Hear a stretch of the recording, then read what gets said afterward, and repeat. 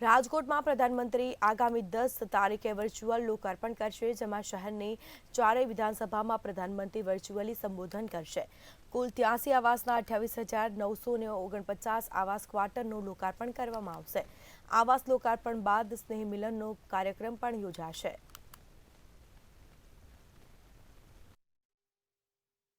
રવિવારે પ્રધાનમંત્રી બનાસકાંઠા જિલ્લામાંથી વર્ચ્યુઅલ બેઠક લેવાના છે, ત્યારે આવાસનો ડ્રો પણ ફાળવણીનો છે અને લાભાર્થીઓએ જે લાભ લીધો છે એ વિધાનસભા 68, 69, 70 અને 71 આ ચારેય વિધાનસભાની અંદર અલગ અલગ કાર્યક્રમ રાખેલા છે। એ લાભાર્થીઓ સ્નેહ મિલન અને ભોજન સાથેનું તેનું મિલન રહે। વિધાનસભા 68ની અંદર 23 આવાસ છે અને તેના 7,071, 69 ની અંદર 28 આવાસ છે અને તે 10,428 છે। 70ની અંદર 17 આવાસ છે, 5,156 તેની સંખ્યા છે અને વિધાનસભા 71ની અંદર 15 અને તેની સંખ્યા 6,294 છે। ટોટલ આવાસની સંખ્યા 28,949 થવા જઈ રહી છે।